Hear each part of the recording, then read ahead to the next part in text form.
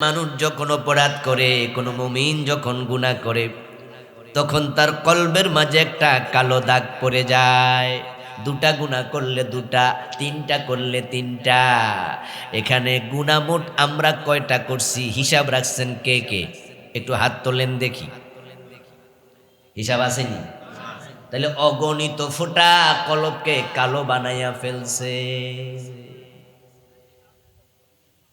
Fine তাবা ওয়াস্তাগফারা সাকুলা কলবুহু, যদি সে তাওবা করে ইস্তেগফার করে, রাসূলুল্লাহ বলেন ওই তাওবার কারণে, ইস্তেগফারের কারণে কলবটা পরিষ্কার হয়ে যায়। এই জন্য আপনারা রমজান আসছে, যে যত গুনাহ আমরা করেছি ওই গুনাহ থেকে আল্লাহর কাছে তাওবা ইস্তেগফার করা দরকার আছে না নাই? কলবটাকে পরিচ্ছন্ন করুন। এই তাওবা মানে লা ইলাহা ইল্লাল্লাহ লা ইলাহা ইল্লা আনতা সুবহানাকা ইন্নী কুনতু মিনাজ জালিমিন। তাওবা মানে আস্তাগফিরুকা ওয়া আতুবু ইলাইকা, শুধু এতটুকু নয়। তাওবা মানে মুখে বলবেন আমি তাওবা করলাম, এটার নাম প্রকৃত তাওবা নয়। তাওবা মানে হলো, প্রথমে হলো যে অপরাধগুলো করেছেন সেগুলোর জন্য লজ্জিত হবেন আল্লাহর কাছে। প্রথমে লজ্জিত হবেন, স্বীকৃতি দেবেন, তারপরে এবার সিদ্ধান্ত জানাবেন আল্লাহ ওই গুনাহ আমি আর জীবনে কোনোদিন করব না। এবার আপনি ক্ষমা চাইবেন, এটার নাম হলো তাওবা। এখন গুনাহ করার চিন্তা মাথায় আছে, কোটিবার আতুবু ইলাই বললে তাওবা হবে না। তাই যে অপরাধের সাথে আপনি আছেন সেই অপরাধ আজকে ছেড়ে দিতে হবে, রমজানের আগে ছাড়তেই হবে। অপরাধের প্রবণতা নিয়ে রমজানে প্রবেশ করা যাবে না। এই রমজান পেয়েছেন জীবনে অনেক দিন, কিন্তু পরিকল্পিতভাবে রমজান সেলিব্রেট না করার কারণে রমজান থেকে কিছুই পান নাই। এমন অনেক রোজাওয়ালাও আছে, রমজানের আগের জীবন যেমন, রমজানের পরের জীবন হুবহু তেমন, কোনো পরিবর্তন হয় নাই। বুঝতে হবে রোজা তার জীবনে কোনো কাজে লাগে নাই।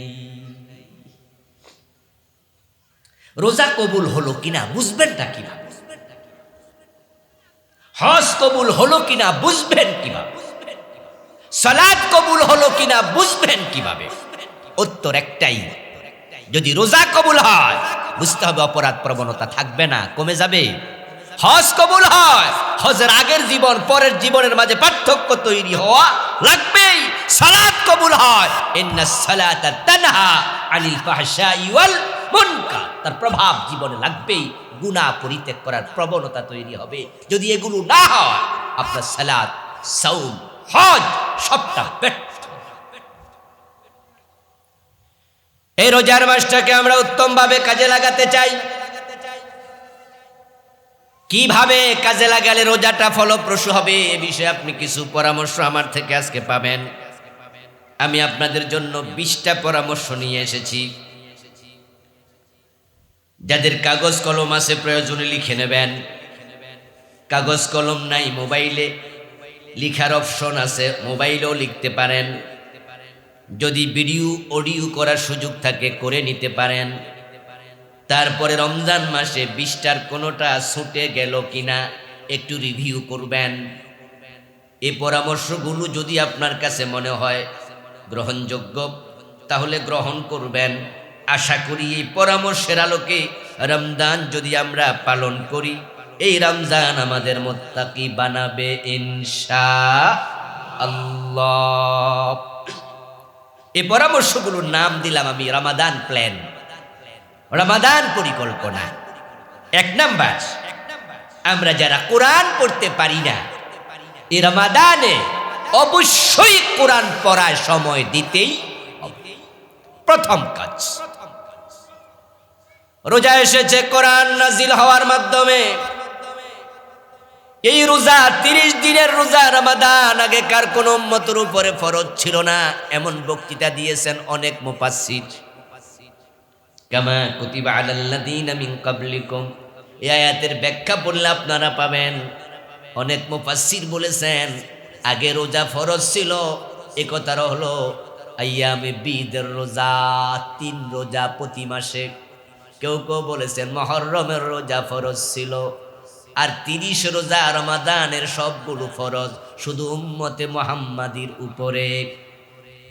কোন মুফাসসির বলেছেন না, আগেকার উম্মতের উপরও রমজানের রোজা ফরজ ছিল, তবে রমজানের বারাকাত বেড়ে গেছে শুধু আল্লাহর কোরআন নাজিল হওয়ার কারণে। শাহরু রমাদান আল্লাযী উনজিলা ফীহিল কুরআন, রমজান মাস যেই মাসে কোরআন নাজিল হলো। ইন্না আনজালনাহু ফী লাইলাতিল কদর, রমজানের কদরের রাতে আমি কোরআন নাজিল করেছি। ওই কোরআন নাজিল হওয়ার কারণে লাইলাতুল কদরি খায়রুম মিন আলফি শাহর, ওই একটি রাতের সম্মান ফজিলত 1000 মাসের চেয়েও বেশি। রমাদান হলো কোরআন নাজিলের মাস। এ কোরআন শিক্ষা করা আমাদের জন্য নফল না ফরজ? ফরজে কিফায়া না ফরজে আইন? এই জন্য যারা কোরআন পড়তে পারেন না, রমাদানকে কোরআন শিখায় কাজে লাগাবেন। আপনার বয়স 90 হোক আর 100 হোক, কোনো কথা নাই, কোনো ওজর দেখানো যাবে না। এ বিষয়ে কোনো ওজর গ্রহণযোগ্য না। তলাবুল ইলমি ফরিদা আলা কুল্লি মুসলিম, কুল মানি সব। ইসলামের মৌলিক এলেম অর্জন করা সব মুসলমানের জন্য ফরজ। আর কোরআনের এলমের বাহিরে কোনো এলেম নাই। ইন্নাল্লাযী লাইসা ফী জাওফিহি শাইউম মিনাল কুরআনি কাল বাইতিল খরিব, আল্লাহর হাবিব সাল্লাল্লাহু আলাইহি ওয়াসাল্লাম বলেছেন, যে ব্যক্তি কোরআন শিখে নাই, যার কলবে কোরআন নাই, তার কলবটা হলো উজার বাড়ির মতো, সারা বাড়ির মতো। যেই বাড়িতে মানুষ থাকে না, এক সময় মানুষ থাকতো, এখন কেউ থাকে না, ওই বাড়িতে গিয়ে পাবেন টিকটিকি আর শোলা, হ্যাঁ, সেখানে তেলা ফোকা, উই ফোকা, সার ফোকা, সাপ, বানর, ইঁদুর, এবং কোনো এরকম বাড়িতে জিন ভূত থাকে। যে ব্যক্তির কলবের মাঝে কোরআন নাই, তার কলবটা শয়তানের বসবাসের জায়গা হয়। ওই কলবে আল্লাহর ফেরেশতা থাকে না। আপনি যদি চান আপনার কলবটা শয়তান মুক্ত থাকুক, কলবটাতে আল্লাহর কোরআন ঢুকানো দরকার আছে না নাই? এই জন্য রমজান মাসে কোরআন পড়বেন। প্রথম কাজ, বলবেন হুজুর বয়স তো অনেক, চোখে তো কম দেখি, কানে তো কম শুনি, দাঁত তো পড়ে গেছে, হা বলতে পারি না, জিহবা রষ্ট তোতলামি এসে গেছে। এই ওজরের ব্যাপারে বিশ্ব নবীর সলিউশন আছে। قال النبي صلى الله عليه وسلم الماهر بالقرآن مع السفرة الكرام البررة والذي يقرأ القرآن ويتتعتع فيه وهو عليه شاق له أجران। প্রিয় নবী সাল্লাল্লাহু আলাইহি ওয়াসাল্লাম বলেন, যে কোরআনের পণ্ডিত আলেম, তার সম্মান আল্লাহর কাছে আল্লাহর নৈকট্য প্রাপ্ত ফেরেশতাদের মতো। আর যে ব্যক্তি বড় আলেম হতে পারেনি, কিন্তু কোরআন পড়া ছাড়েনি, কোরআন পড়ার চেষ্টা করতেছে, কোরআন পড়তে হোঁচট খায়, কষ্ট হয়, ওই ব্যক্তি তারপরও কোরআন পড়ার চেষ্টা চালায়। সাধারণ পাঠক কোরআন পড়লে আল্লাহ যেই পরিমাণ সওয়াব দেবে, যে কষ্ট করে কোরআন পড়ে তাকে সওয়াব দেবে তার দ্বিগুণ। সুবহানাল্লাহ। আপনার জন্য অ্যাডভান্টেজ আছে, দ্বিগুণ সওয়াবের অফার আছে। তা আপনি ওজর দেখায়া দূরে থাকবেন কেমনে? বরং এই কোরআনটা শিখতে শিখতে আপনি মরে যান, আপনার মৃত্যু এসে যাক, কোনো অসুবিধা নাই। আপনি আল্লাহর কাছে বলতে পারবেন, আমি তো শিখতে শিখতে মরেছি। আল্লাহর হাবিব বলছেন, মান ইয়াতলুবুল ইলমা লিইউহিয়া বিহিল ইসলাম ফাজাহুল মাউত ফাবাইনাহু ওয়া বাইনান নাবিয়্যিনা দারাজাতুন ওয়াহিদা আও কামা ক্বালান নাবিয়্যু আলাইহিস সালাতু ওয়াস সালাম। যে ব্যক্তি দিন বুঝার জন্য, জানার জন্য, মানার জন্য, মরে যাওয়া সুন্নাহ বিধানগুলো উজ্জীবিত করার জন্য কোরআন পড়বে, এলেম শিখবে, এই অবস্থায় ফেরেশতা আজরাইল হাজির হয়ে যাবে। আল্লাহ তার উপর এত খুশি থাকেন, তাকে নবীদের পাশের জান্নাতটা দিয়ে দেবেন। তাই আপনারা যারা কোরআন পড়তে পারেন না, রমজানে পড়বেন, সিদ্ধান্ত আজকেই নেন। মক্তবের হুজুরকে ধরেন, মসজিদের ইমাম সাহেবের সাথে কন্ট্যাক্ট করুন, মুয়াজ্জিন সাহেবকে অনুরোধ করুন যে আমি আপনার কাছে রমজানে কোরআন শিখতে চাই, আমাকে একটু সময় দিন, প্রতিদিন 1 ঘন্টা 1/2 ঘন্টা পড়ান, প্রয়োজনে টাকা পয়সা কিছু লাগলে আমি আপনাকে দেব, আপনি একটু সময় আমারে দেন। আপনি সিদ্ধান্ত নেন। আস-সাইয়ু মিন্না ওয়াল ইতমামু মিনাল্লাহ, চেষ্টার মালিক আমরা, সফলতা দেয়ার মালিক কে? আল্লাযীনা জাহাদু ফীনা লানাহদিয়ান্নাহুম সুবুলানা। কোরআনে আল্লাহ বলেন, আমার রাস্তায় যে ব্যক্তি চলতে চায়, চলার জন্য সাহায্য করা আমি আল্লাহর দায়িত্ব হয়ে যায়। অনেকে মনে করেন কোরআন কঠিন কিতাব। কোরআন একটি কঠিন কিতাব, কোরআন পড়া কঠিন, বুঝা কঠিন, মানা কঠিন, কোরআন কঠিন, এই চিন্তা করা কুফর। মারাত্মক কথা বলে ফেলেছে, কিন্তু কুফরের সে জঘন্য অপরাধ তো নাই যে কাজে ঈমান চলে যায়। যদি কেউ কোরআনকে কঠিন মনে করে, সে কুফরি করবে, ঈমান চলে যাবে। কারণ কি? কারণ হলো কোরআন মাজিদ আল্লাহ বলছেন, লাকাদ ইয়াসসারনাল কুরআনা লিযিকরি ফাহাল মিন মুদ্দাকির। এক সূরাতে 3 বার বলেছে ওয়ালাকাদ ইয়াসসারনাল কুরআনা, অবশ্যই আমি আল্লাহ কোরআনকে সহজ করে দিয়েছি। কোরআনকে সহজ করেছেন, ঘোষণা কার? একটু জোরে বলুন, কার? কোরআনকে সহজ করেছেন কে? তা আপনি যদি বলেন কঠিন, তাহলে আল্লাহর কথার একবারে উল্টা, ঈমান শেষ।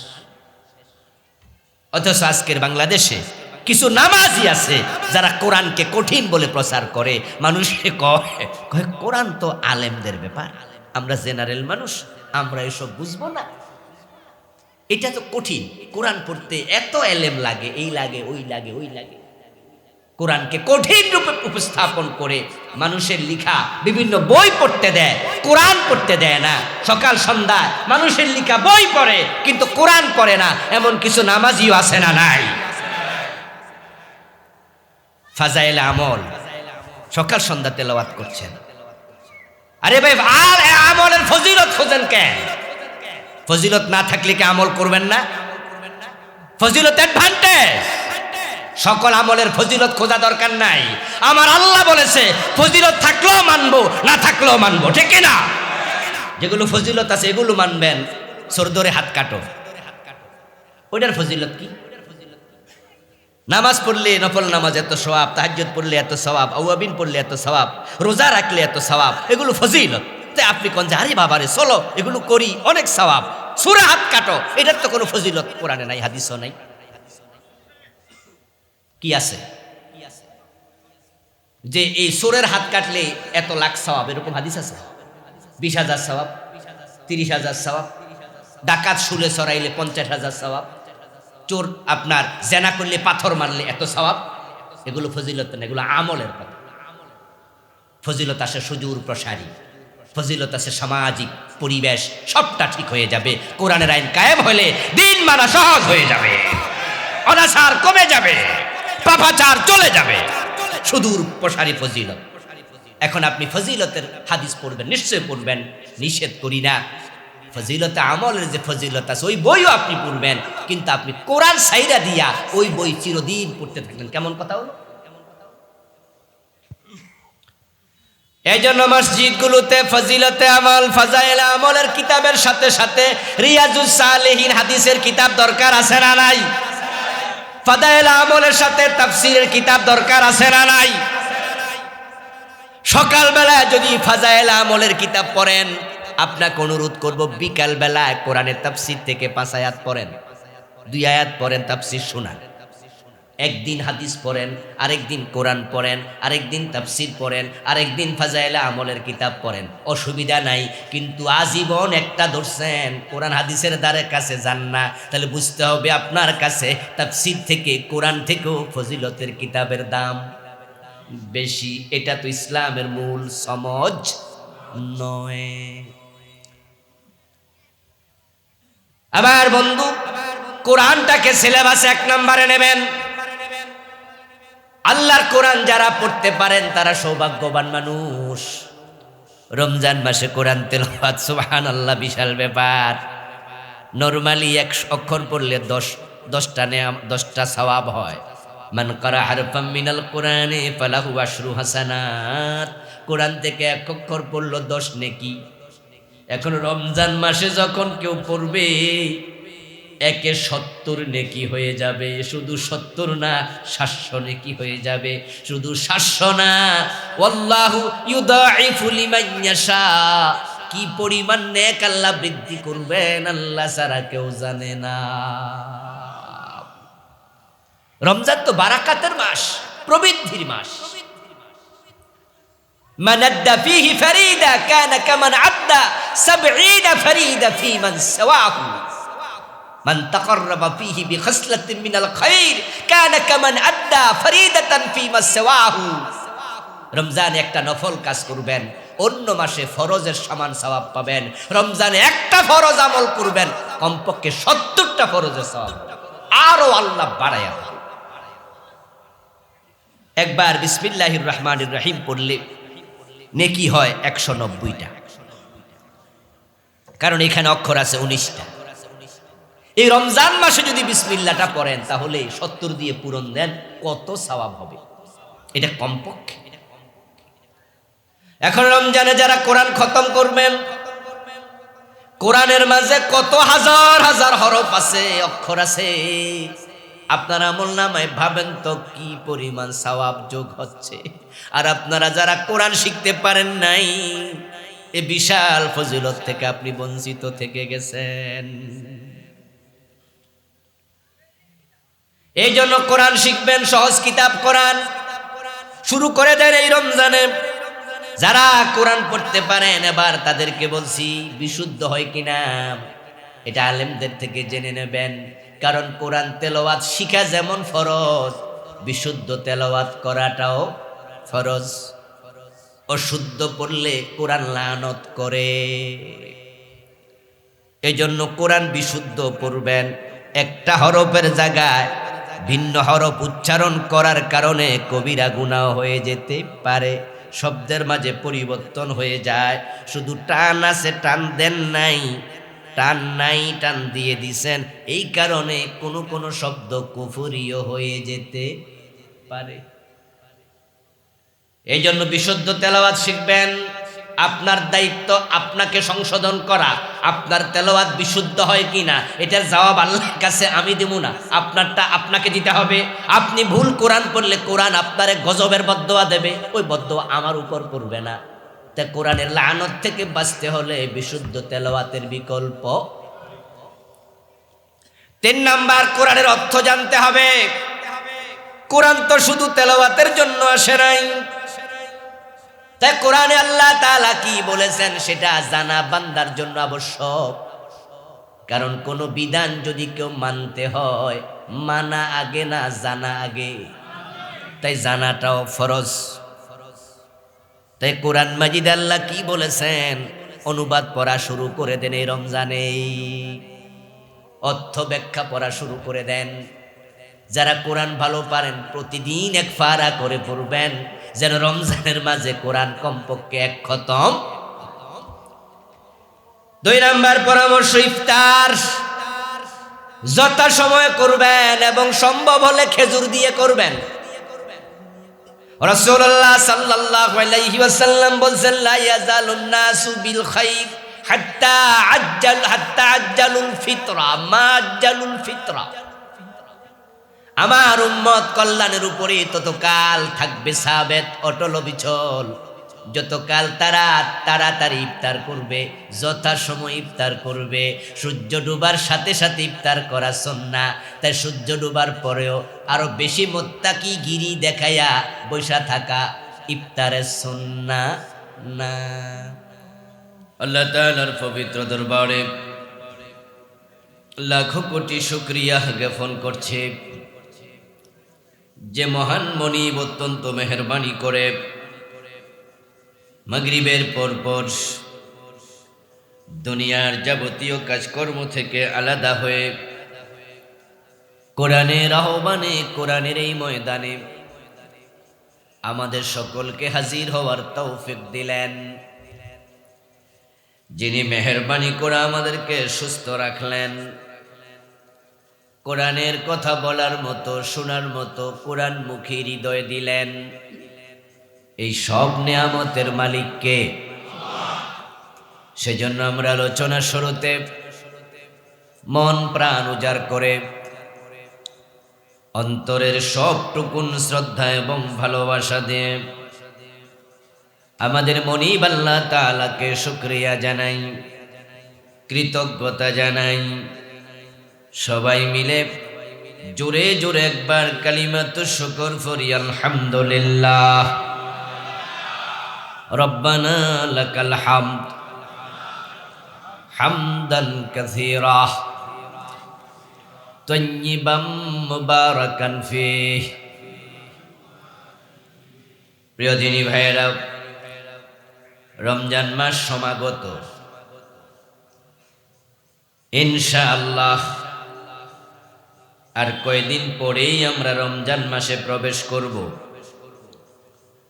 আল্লাহ তাআলা আমাদের হায়াতে বারাকাত দিয়ে রমজান পর্যন্ত আমাদের পৌঁছিয়ে দিন, বলুন আমিন। আমরা দোয়া করছি, আল্লাহুম্মা বারিক লানা ফি রাজাব ওয়া শাবান ওয়া বাল্লিগনা রমাদান।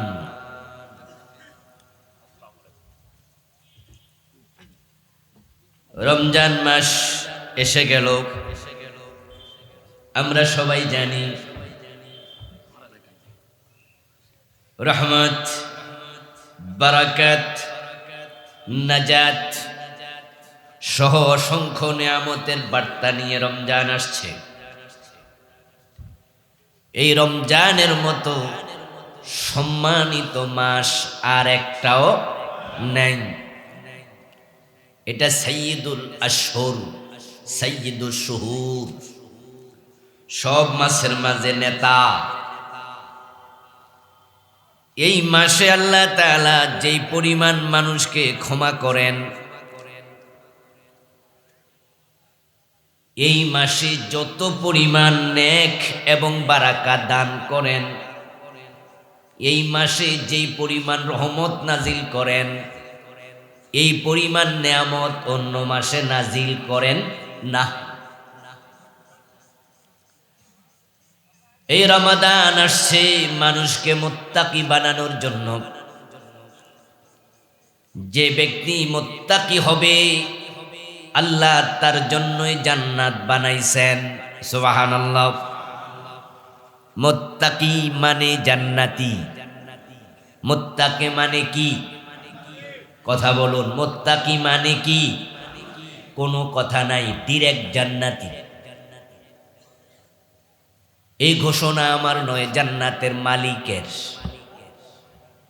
আল্লাহ তাআলা নিজে বলছেন, তিলকাল জান্নাতুল্লাতী নুরিসু মিন ইবাদিনা মান কানা তাকিয়্যা। সুবহানাল্লাহ।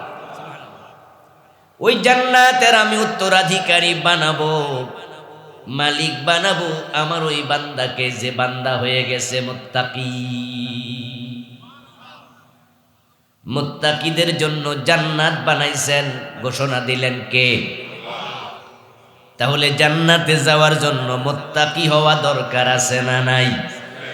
আর রোজা এসেছে এই মানুষকে মুত্তাকি বানাতে। আপনাকে উপবাস করাতে রোজা আসেনি।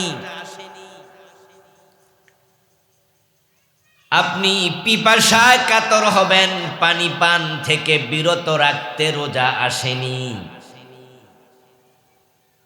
যারা উপবাসের নাম রোজা রেখেছে তারা ভুল করছে। আল্লাহ পাক রব্বুল আলামিন বলতেছেন, ইয়া আইয়ুহাল্লাযীনা আমানু, ও ঈমানদারেরা, কুতিবা আলাইকুমুস সিয়াম, তোমাদের উপর রোজা ফরজ করা হলো, কামা কুতিবা আলাল্লাযীনা মিন ক্বাবলিকুম, যেমনি ভাবে তোমাদের পূর্ববর্তীদের উপরে ফরজ করা হয়েছিল, লাআল্লাকুম তাত্তাকুন, কারণ হলো আশা করা যায় রোজার মাধ্যমে তোমরা মুত্তাকি হতে পারবে। সুবহানাল্লাহ। তাহলে রোজা এসেছে মুত্তাকি বানানোর জন্য। যারা 1 মাস রোজা রেখেছে কিন্তু মুত্তাকি হতে পারে নাই, তাহলে বোঝা গেল তাদের রোজা উপবাস হয়েছে, আর কোনো কাজে লাগে নাই। উদ্দেশ্য পূর্ণ না করলে বস্তু মূল্যহীন হয়। যিনি ঘড়ি বানিয়েছেন তিনি বানাইছেন সময় দেখানোর জন্য। যদি ঘড়ি সময় না দেয়, ঘড়ি ডাস্টবিনে ফেলে দেয়া হয়। যিনি মোবাইল বানাইছেন দূরের কথা বিনা তারে পৌঁছানোর জন্য, কাছ থেকে দূরে, দূর থেকে কাছে। মোবাইল যদি কথা ট্রান্সফার না করে, তাহলে মোবাইলটা ডাস্টবিনে ফেলে দেয়া হয়। মাইক বানাইছে ছোট আওয়াজ বড় করার জন্য, যদি মাইকে কাজে না লাগে এটা ফেলে দেয়া হবে অকেজু। গাড়ি বানাইছে তাড়াতাড়ি মানুষকে দূরে পৌঁছিয়ে দেওয়ার জন্য, ওই গাড়ি যদি স্টার্ট দিলে না চলে, দূরে নিতে না পারে, এই গাড়িটাকে মানুষ কেজি দরে বিক্রি করে দেয়, স্ক্র্যাপ হয়ে যায়, বাতিল। উদ্দেশ্য পূরণে ব্যর্থ জিনিসের দাম নাই। যে ব্যক্তির রোজা তাকে মুত্তাকি বানাতে পারে নাই, বুঝতে হবে আল্লাহর কাছে তার রোজার মূল্য 1 পয়সাও নেই। জীবনে 30 বছর, 50 বছর, 80 বছর রোজা রেখেছেন, কিন্তু আপনি মুত্তাকি হতে পারেন নাই, আপনার পুরা জীবনে সবগুলা রোজা ব্যর্থ। قال النبي صلى الله عليه وسلم كم من صائم ليس له من صيامه إلا الظمأ وكم من قائم ليس له من قيامه إلا السهر। যেই নবী সাল্লাল্লাহু আলাইহি ওয়াসাল্লাম আমাদের রোজা রাখতে শিখাইছেন, তিনি বলতেছেন এমন অনেক রোজাওয়ালা আছে যাদের রোজা উপবাস ছাড়া আর কিছুই নয়। এমন অনেক তাহাজ্জুদওয়ালা, তারাবিওয়ালা আছে যাদের তাহাজ্জুদ, যাদের তারাবি রাতের ঘুম নষ্ট ছাড়া আর কিছুই নয়। এটা রোজা নয়, এটা ঘুম নষ্ট, উপবাস আর কিচ্ছু না। আপনাকে আমাকে ক্ষুধায় কষ্ট দিয়া, পিপাসায় কাতর করে আল্লাহর কি লাভ? কে কত লম্বা রোজা রাখলো, কত কষ্ট পাইলো, তা দেখে আল্লাহর লাভটা কি? আল্লাহ আমাদেরকে তো ভালোবাসেন, আর ভালোবাসার পাত্রকে কেউ কষ্ট দিয়া মজা পায় না, এটাই নিয়ম। তো আমরা ক্ষুধায় কষ্ট পাবো, পিপাসায় কষ্ট পাবো, আল্লাহ এটা দেখে মজা পাবে, এটা হয় কেমনে?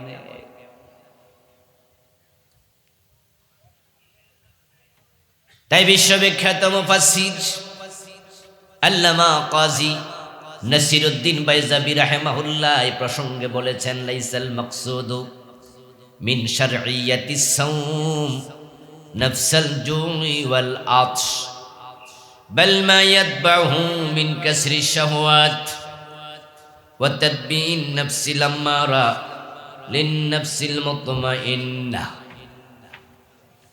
فإذا لم يحصل ذلك لا ينظر الله إليه نظر القبول আল্লামা কাজী নাসিরউদ্দিন বাইজাবি রাহমাতুল্লাহ আলাইহি চমৎকার একটি কথা বললেন।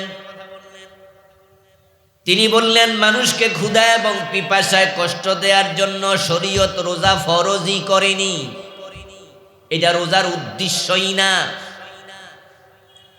যদিও রোজা রাখতে ক্ষুধা এবং পিপাসায় কষ্ট পাওয়া লাগে, খাবার পানীয় পরিত্যাগ করা লাগে, কিন্তু খাবার এবং পানীয় পরিত্যাগ করানো এটা রোজার মাকসুদই না।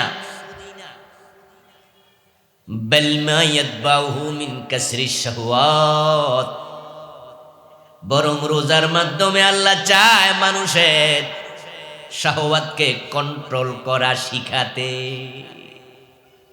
পেটে ক্ষুধা আছে, সামনে খাবার আছে, আল্লাহ কয় দিনের বেলা খাইও না, তাহলে বোঝা গেল মানুষ তার চাহিদাকে নিয়ন্ত্রণ করতে শিখে। সে ঘরের দরজা লুকাইয়াও খায় না, ভাবে আমার আল্লাহ মানা করছে, খাইলে তো তিনি দেখবে। বুকে পিপাসা আছে, সামনে পানিও আছে, অথবা পুকুরে গোসল করতে নেমে ডুব দিয়া পানি পান করার সুযোগও আছে, কিন্তু মানুষ পানি ডুব দিয়ে পান করে না রোজার দিনে, কারণ তার ভিতরে বুকের পিপাসার চাহিদাকে নিয়ন্ত্রণ করা আল্লাহ শিখাচ্ছে। ডুব দিয়ে পানি পান করলে আমার আল্লাহ তো দেখে ফেলবে। এই যে মানসিকতা তৈরি হলো, আল্লাহর কথার বাহিরে আমি যেতে পারবো না, আমার আল্লাহ দেখে, এই চিন্তার নাম তাকওয়া। এই চিন্তাটা অন্তরের মাঝে বদ্ধমূল করার জন্য আল্লাহ রোজা ফরজ করেছে। যে ব্যক্তির অন্তরে এই চিন্তাটা ঢোকে নাই, আল্লাহ তার রোজার দিকে ফিরেও তাকাবেন না।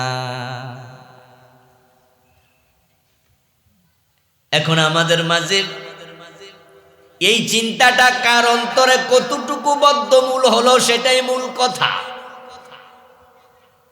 হ্যাঁ, আমরা হাত গড়ি হাতে নিয়ে ইফতারের সময় বারবার তাকাই, জিজ্ঞাসা করি আর কত মিনিট আছে সূর্য ডুবতে। তখন আমাদেরকে জানানো হয় আর 5 মিনিট, 10 মিনিট, 7 মিনিট, 3 মিনিট। আমরা অপেক্ষা করি সূর্য ডুবা পর্যন্ত, আমরা কেউ খাই না। আমার আল্লাহ বলছেন, সুম্মা আতিম্মুস সিয়ামা ইলাল লাইল, রাত আসা পর্যন্ত রোজা পূর্ণ করো। রাত্রি আসবে তখন, সূর্য ডুববে যখন। তাই হাত ঘড়ির দিকে বারবার তাকায় আমি খাই না, অথচ সামনে ইফতারি রেডি।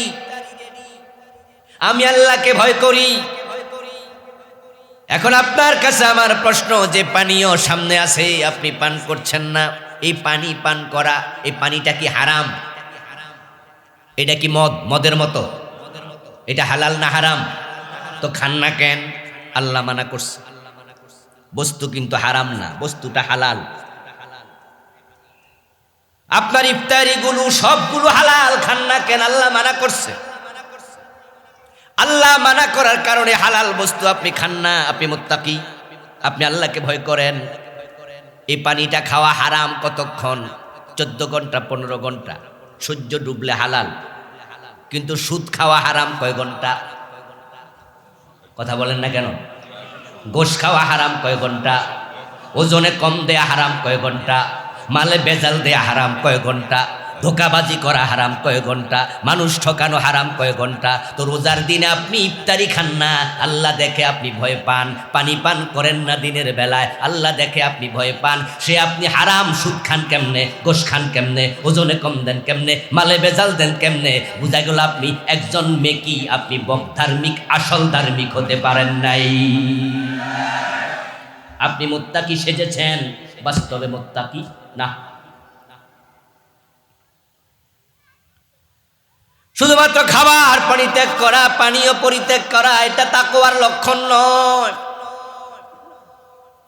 قال النبي صلى الله عليه وسلم من لم يدع قول الزور والعمل به فليس لله حاجة في أن يدع তুআমাহু ওয়া শারাবাহ।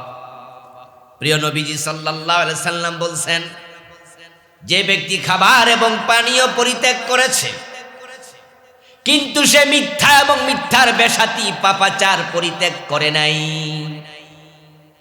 অন্যায় অনাচার ছাড়ে নাই, সুদ ছাড়ে নাই, ঘুষ ছাড়ে নাই, অন্যায় অনাচার পাপাচার ছাড়ে নাই, ওই ব্যক্তির পানাহার কামাচার পরিত্যাগ করার কোনো প্রয়োজন আল্লাহর নাই। রোজা তোমাকে পাপ মুক্ত করতে এসেছে, মুত্তাকি বানাতে এসেছে। তাই তো বাংলাদেশে যখন রোজা আসে, কমপক্ষে রোজার মাসে সুদী ব্যাংকগুলোতে সুদের লেনদেন কমে যাওয়ার কথা, ঘুষের লেনদেন কমে যাওয়ার কথা, অপরাধ অপচার অন্যায় কমে যাওয়ার কথা। কিন্তু আমরা দেখি রমজান মাসে সুদী ব্যাংক রমরমা, ঘুষের টেবিল রমরমা, দ্রব্যমূল্য রোজার আগে যা ছিল রমজান উপলক্ষে আরো বেড়ে যায়। মানুষ মানুষকে ঠকায়, প্রতারণা করে, তারাই আবার টুপি মাথার দিয়া ইফতারের জন্য গোল হইয়া বসে। এই লোকগুলো মুত্তাকি সেজেছে, বাস্তবে মুত্তাকি হতে পারে নাই। যদি আপনার রোজা আপনাকে মুত্তাকি বানাতে না পারে, এই রোজা রোজা না, এগুলো কোনো দরকারই নাই। আর যে সমস্ত লোকেরা মুত্তাকি হওয়ার মানসিকতা নিয়ে রোজা রাখবে, রোজার পুরস্কার আল্লাহ তাআলা প্রথম দিন রোজা রেখে ইফতার যখন করবে, রাত আসার সাথে সাথে আল্লাহ পুরস্কার দিতে শুরু করবে। মুত্তাকি হওয়ার নিয়ত নিয়ে যারা রোজা রাখবে, তারা রোজার মাসে পুরস্কার পাবে সূর্য ডোবার সাথে সাথে প্রথম দিন থেকেই। قال النبي صلى الله عليه وسلم من صام يوما في سبيل الله بعد الله وجهه عن النار 70 خريفا। প্রিয় নবীজি বলেন, যে ব্যক্তি আল্লাহর সন্তুষ্টির জন্য ওই যে মুত্তাকি হওয়ার মানসিকতা নিয়া পাপাচার কামাচার সব পরিত্যাগ করে দিয়েছে, অন্যায় অনাচার ছেড়ে দিয়েছে, একটা রোজা যখন রাখবে, এক রোজা শেষ হওয়ার সাথে সাথে আল্লাহ তাকে জাহান্নাম থেকে 70 বছরের দূরত্বে নিয়ে যাবে। আপনি এখানে আছেন, জাহান্নামকে আল্লাহ 70 বছরের দূরত্বে ধাক্কায়া সরায় দেবে। আমার বান্দা থেকে তুই দূরে সর, আমার বান্দা মুত্তাকি হচ্ছে, সুবহানাল্লাহ। আর মুত্তাকিকে আল্লাহ জাহান্নামে দেবেন না। এই 70 বছরের দূরত্ব কত আমরা সেটা জানি না। হতে পারে 70 শব্দটি এখানে প্রতীকী অর্থে, 70 বলতে অসংখ্য লম্বা পথ বুঝাইছে, অসংখ্য সংখ্যা বুঝাইছে, নির্ধারিত সংখ্যা নয়, জাস্ট এটা প্রতীকী অর্থে ব্যবহৃত হয়েছে। অন্য হাদিসে তাই পাওয়া যায়। قال النبي صلى الله عليه وسلم من صام يوما في سبيل الله جعل الله بينه وبين النار خندقا كما بين السماء والارض।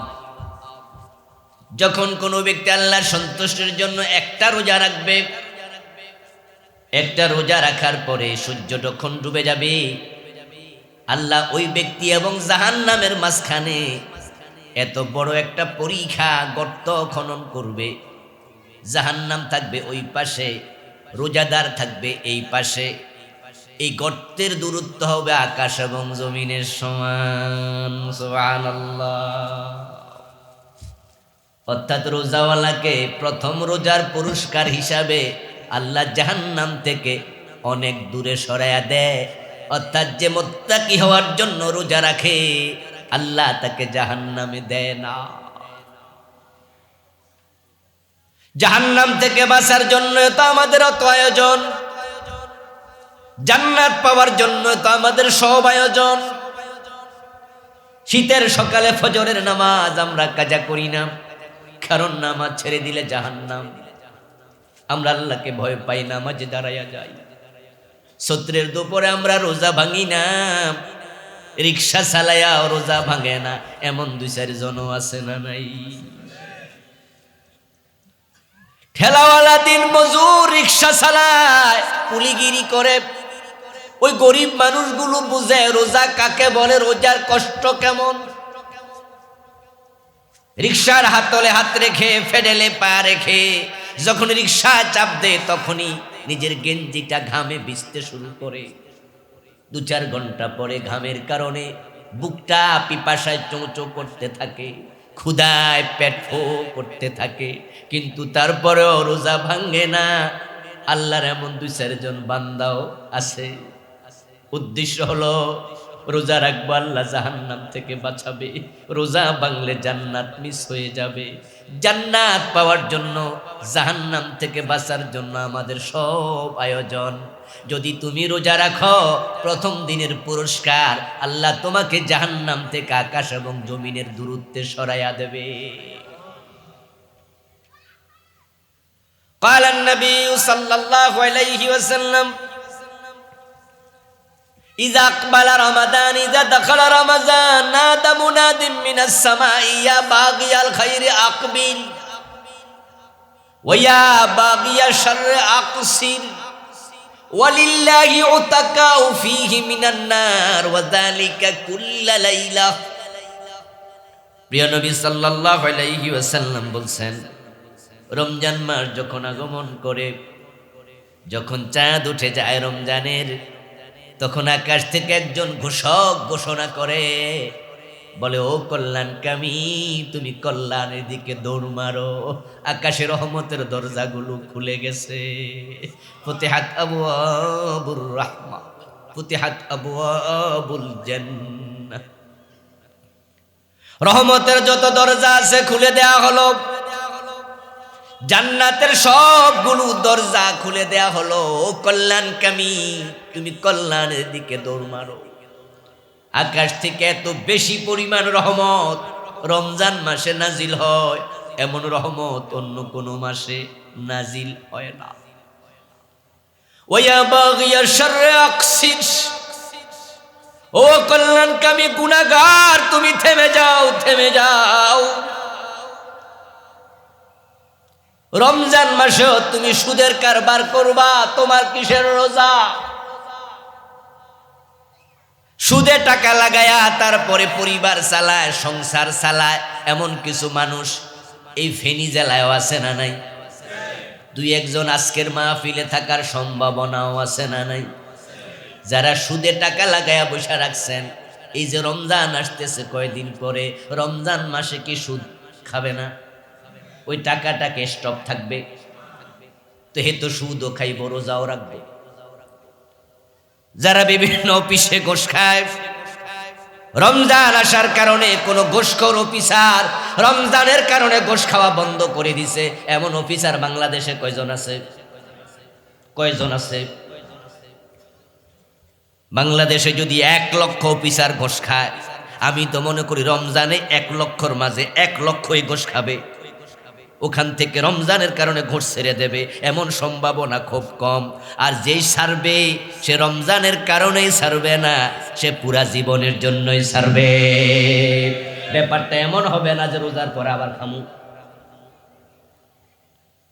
অফিসে ঘুষ চলবে, আবার সে রোজাও রাখবে। ওজনে কম দেয় যারা, তারাও দেবে। মালে ভেজাল যারা দেয়, তারাও দেবে। বাবা মা মরে গেছে 10 বছর আগে, বোনের সম্পদটা এখনো দেয় নাই, রোজার মাসের আগে বোনের সম্পদ দিয়া দেবে। ও বোন, তোর সম্পদ তো নিয়ে যা, আমি আর রাখবো না। এমন রোজাওয়ালা ভাই সমাজে কয়জন পাওয়া যাবে? সম্পদ ধরে রাখবে। তা আমাদের অবস্থা কি হলো? আমাদের অবস্থা হলো রোজাও আছে, অন্যায় সমান তালে চলছে। এই যে প্যান্ডেল বানানোর জন্য এখানে অনেকগুলো বাঁশ মাটির মাঝে কালকে থেকে গাঁথা শুরু করছে। আজকে সকাল থেকে দুপুর পর্যন্ত কত কষ্ট করে গাঁথছে। এখন যে প্যান্ডেল বানাইছে, ওই প্যান্ডেলের দায়িত্বশীল যিনি, যাকে এটা কন্ট্রাক্ট দেয়া হয়েছে, তিনি একাই করেন নাই, সাথে কিছু সহযোগী আছে। এখন যিনি এই প্যান্ডেল বানাইছে, সহযোগীর বলছে, এই কতক্ষণ বাঁশ ঢুকা, মাটিতে ঢুকাইয়া তারপরে কি কর, চারিপাশে কি দে, কথা কেন, হিলা হিলা হিলানি মার। এখন যে বেটা এই কাজ করছে সে শাবল দিয়া হিলানি মারছে। তুই হিলানি মালার পরে এবার যিনি কন্ট্রাক্টর তিনি জিজ্ঞাসা করে, হিলাইছ? কয় হ্যাঁ। কত দৌড়া লারামা? তো দৌড়া লারা দে। কয় লরে নি? কয় হ্যাঁ লরে। আরো হিলা। তো হেতে আবার হিলাইছে। আবার হিলানোর পরে আবার কয় কিরে হিলানি হয়েছি নি? কয় জি বস। কয় লরে নি? কয় লরে। কয় কি কচু হিলাইছ? আবার হিলা। এরপরে আবার হিলাইছে। হিলানোর পরে আবার জিগায় কিরে? কয় হিলানি শেষ। কয় লরে নি? কয় হ্যাঁ লরে। কয় তুই সর, তোরে দিয়ে হইব না। হিলাইলে আবার লরে কেমনে? লইলে ফ্যান্ডেল হইব কেমনে? এখন আমরা রে আল্লাহ কয় রোজা রাখছো কয় মাস? কয় আল্লাহ 10 বছরে 10 বার 10 মাস। কয় গুনা ছাড়ছো নি? কয় না। কয় কি এর রোজা? এই তুমি রোজা রাখছো কয় মাস? কয় আল্লাহ 15 বছরে 15 মাস। গুনা ছাড়ছো নি? কয় না। কয় কি এর রোজা? আপনি হিলাইবেন আবার বাঁশের খুঁড়া লড়বে, এটার নাম হিলানো না। এই হিলানিওয়ালা বাঁশ দিয়া প্যান্ডেল হয় না। যে রোজা রাখবে, রোজা আছে, গুনাহ ছাড়বে না, তার রোজাও আল্লাহর কাছে রোজা না। সোজা কথা। এই জন্য যারা আমার আলোচনা শুনছেন, রমাদান আসতেছে, প্রস্তুতি নেন গুনাহ ছাড়ার জন্য। রোজা যে কলবের মাঝে থাকবে, ওই কলবটাকে ধুয়ে মুছে সাফ করো, কারণ কলবে তাকওয়া ঢুকবে। রোজা তো তাকওয়া নিয়ে আসছে, তাকওয়া তো কলবে থাকবে। রাসূলুল্লাহ সাল্লাল্লাহু আলাইহি ওয়াসাল্লাম তাকওয়া প্রসঙ্গে আলোচনা করতে গিয়ে বুকের দিকে ইশারা করে 3 বার বলেছেন, আত-তাকওয়া হাহুনা, আত-তাকওয়া হাহুনা, আত-তাকওয়া হাহুনা। তাকওয়া কলবে থাকে। এখন কলবের মাঝে চুরির অপরাধ, মদের অপরাধ, জেনার অপরাধ, মিথ্যার অপরাধ, গীবতের অপরাধ, হারাম খাওয়ার অপরাধ, সবগুলো কলবকে কালা বানায়া ফেলছে, ময়লা বানায়া ফেলছে। ওই ময়লা কলবে তাকওয়া ঢুকবে কেমনে? এই জন্য তাকওয়া জাগা দেওয়ার জন্য কলবটাকে পরিষ্কার করা দরকার আছে না নাই? প্রস্তুতি নেন, প্রস্তুতি। পরিকল্পিতভাবে রোজাটাকে কাজে লাগাবেন। রোজার মাস আসছে অবারিত রহমত নিয়ে। আকাশ থেকে মুষলধারে বৃষ্টি বর্ষিত হয়।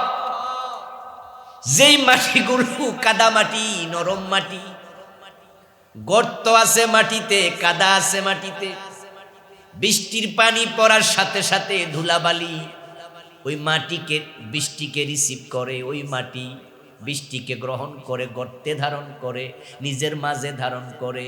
কিন্তু যেখানে পাহাড় আছে, পাহাড়ের মাঝে বড় বড় পাথর আছে, ওই পাথরের উপরও বৃষ্টি পড়ে, কিন্তু পাথর বৃষ্টির পানি ধারণ করার ক্ষমতা তার নাই, কারণ সে শক্ত।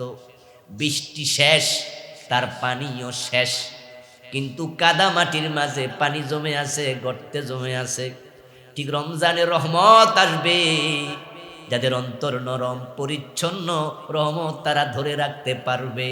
আর যাদের কলব পরিচ্ছন্ন, শক্ত কলব, রমজানের রহমত শেষ, রমজান মাস শেষ, তাদের রহমত পাওয়াও শেষ। এই জন্য কলবটাকে পরিচ্ছন্ন করুন। কিছু মানুষ আছে যাদের কলবের ব্যাপার আল্লাহ তাআলা নিজে বলেছেন, ফাহিয়া কাল হিজারাতি আও আশাদ্দা কাসওয়া। কিছু মানুষের কলব হলো কাল হিজারা। হিজারা শব্দের অর্থ কি? আলেম ওলামারা কথা বলেন না। হিজারা অর্থ কি? পাথর। বলেছেন কে? কিছু মানুষের কলব হলো পাথরের মতো শক্ত, ওটার মাঝে রহমতের বৃষ্টি বর্ষিত হইয়া কোনো লাভ নাই। আওয়াসাদ্দা কাসওয়া, আরো খারাপ। কলবকে পরিচ্ছন্ন করুন। কিভাবে কলব পরিচ্ছন্ন হবে? কলব পরিচ্ছন্ন হওয়ার জন্য প্রয়োজন তাওবা, ইস্তিগফার। ক্বালান নবী সাল্লাল্লাহু আলাইহি ওয়াসাল্লাম, ইযা আযনাবাল মুমিন কানাত নুকতাতুন সাওদাউ ফি কলবিহি। প্রিয় নবী সাল্লাল্লাহু আলাইহি ওয়াসাল্লাম বলছেন, মানুষ যখন অপরাধ করে, কোন মুমিন যখন গুনাহ করে, তখন তার কলবের মাঝে একটা কালো দাগ পড়ে যায়। দুটা গুনাহ করলে দুটা, তিনটা করলে তিনটা। এখানে গুনাহ মোট আমরা কয়টা করছি হিসাব রাখছেন কে কে? একটু হাত তোলেন দেখি, হিসাব আসেনি? তাহলে অগণিত ফোঁটা কলবকে কালো বানাইয়া ফেলছে। ফাইন তাবা ওয়াস্তাগফারা সাকুলা কলবুহু, যদি সে তাওবা করে ইস্তেগফার করে, রাসূলুল্লাহ বলেন ওই তাওবার কারণে ইস্তেগফারের কারণে কলবটা পরিষ্কার হয়ে যায়। এজন্য আপনারা রমজান আসছে, যে যত গুনাহ আমরা করেছি ওই গুনাহ থেকে আল্লাহর কাছে তাওবা ইস্তেগফার করা দরকার আছে না নাই? কলবটাকে পরিচ্ছন্ন করুন। এই তাওবা মানে লা ইলাহা ইল্লাল্লাহ লা ইলাহা ইল্লা আনতা সুবহানাকা ইন্নী কুনতু মিনাজ জালিমিন। তাওবা মানে আস্তাগফিরুকা ওয়া আতুবু ইলাইকা, শুধু এতটুকু নয়। তাওবা মানে মুখে বলবেন আমি তাওবা করলাম, এটার নাম প্রকৃত তাওবা নয়। তাওবা মানে হলো, প্রথমে হলো যে অপরাধগুলো করেছেন সেগুলোর জন্য লজ্জিত হবেন আল্লাহর কাছে। প্রথমে লজ্জিত হবেন, স্বীকৃতি দেবেন, তারপরে এবার সিদ্ধান্ত জানাবেন আল্লাহ ওই গুনাহ আমি আর জীবনে কোনোদিন করব না। এবার আপনি ক্ষমা চাইবেন, এটার নাম হলো তাওবা। এখন গুনাহ করার চিন্তা মাথায় আছে, কোটিবার আতুবু ইলাই বললে তাওবা হবে না। তাই যে অপরাধের সাথে আপনি আছেন সেই অপরাধ আজকে ছেড়ে দিতে হবে, রমজানের আগে ছাড়তেই হবে। অপরাধের প্রবণতা নিয়ে রমজানে প্রবেশ করা যাবে না। এই রমজান পেয়েছেন জীবনে অনেক দিন, কিন্তু পরিকল্পিতভাবে রমজান সেলিব্রেট না করার কারণে রমজান থেকে কিছুই পান নাই। এমন অনেক রোজাওয়ালাও আছে, রমজানের আগের জীবন যেমন রমজানের পরের জীবন হুবহু তেমন, কোনো পরিবর্তন হয় নাই। বুঝতে হবে রোজা তার জীবনে কোনো কাজে লাগে নাই। রোজা কবুল হলো কিনা বুঝবেনটা কিভাবে? হজ কবুল হলো কিনা বুঝবেন কিভাবে? সালাত কবুল হলো কিনা বুঝবেন কিভাবে? উত্তর একটাই, যদি রোজা কবুল হয় বুঝতে হবে অপরাধ প্রবণতা থাকবে না, কমে যাবে। হজ কবুল হয়, হজের আগের জীবন পরের জীবনের মাঝে পার্থক্য তৈরি হওয়া লাগবেই। সালাত কবুল হয়, ইন্নাস সালাতা তানহা আনিল ফাহশাই ওয়াল মুনকার, তার প্রভাব জীবনে লাগবেই। গুনাহ পরিত্যাগ করার প্রবণতা তৈরি হবে। যদি এগুলো না হয় আপনার সালাত, সাওম, হজ সবটা ব্যর্থ। এই রোজার মাসটাকে আমরা উত্তম ভাবে কাজে লাগাতে চাই। কিভাবে কাজে লাগালে রোজাটা ফলপ্রসূ হবে এ বিষয়ে আপনি কিছু পরামর্শ আমার থেকে আজকে পাবেন। আমি আপনাদের জন্য 20টা পরামর্শ নিয়ে এসেছি। যাদের কাগজ কলম আছে প্রয়োজনে লিখে নেবেন। কাগজ কলম নাই, মোবাইলে লিখার অপশন আছে, মোবাইলেও লিখতে পারেন। যদি ভিডিও অডিও করার সুযোগ থাকে করে নিতে পারেন। তারপরে রমজান মাসে 20টার কোনোটা ছুটে গেল কিনা একটু রিভিউ করবেন। এই পরামর্শগুলো যদি আপনার কাছে মনে হয় গ্রহণযোগ্য তাহলে গ্রহণ করবেন। আশা করি এই পরামর্শের আলোকে রমজান যদি আমরা পালন করি, এই রমজান আমাদের মুত্তাকি বানাবে ইনশাআল্লাহ। এই পরামর্শগুলোর নাম দিলাম আমি রমাদান প্ল্যান, রমাদান পরিকল্পনা। 1 নাম্বার, আমরা যারা কোরআন পড়তে পারি না এই রমাদানে অবশ্যই কোরআন পড়ায় সময় দিতেই হবে। প্রথম কাজ, রোজা এসেছে কোরআন নাজিল হওয়ার মাধ্যমে। এই রোজা 30 দিনের রোজা রমাদান আগেকার কোন উম্মতের উপরে ফরজ ছিল না, এমন বক্তৃতা দিয়েছেন অনেক মুফাসসির। কামা কুতিবা আলাল্লাযীনা মিন ক্বাবলিকুম, এই আয়াতের ব্যাখ্যা পড়লে আপনারা পাবেন অনেক মুফাসসির বলেছেন আগে রোজা ফরজ ছিল, এ কথার হলো আইয়ামে বিদের রোজা, 3 রোজা প্রতি মাসে। কেউ কেউ বলেছেন মুহররমের রোজা ফরজ ছিল, আর 30 রোজা রমাদানের সবগুলো ফরজ শুধু উম্মতে মুহাম্মাদির উপরে। কোন মুফাসসির বলেছেন না, আগেকার উম্মতের উপরও রমজানের রোজা ফরজ ছিল, তবে রমজানের বারাকাত বেড়ে গেছে শুধু আল্লাহর কোরআন নাজিল হওয়ার কারণে। শাহরু রমাদান আল্লাযী উনজিলা ফীহিল কুরআন, রমজান মাস যেই মাসে কোরআন নাজিল হলো।